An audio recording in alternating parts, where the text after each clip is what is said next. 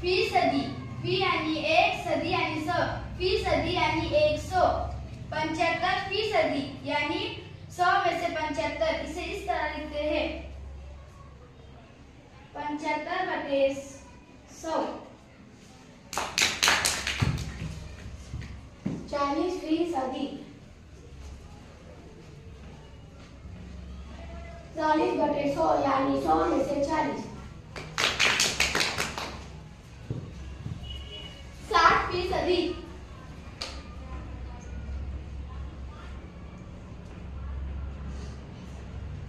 60/100 यानी 100 में से 60।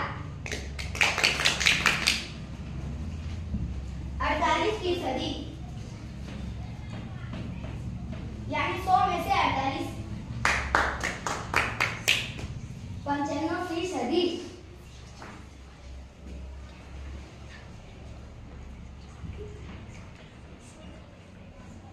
यानी 100 में से 95।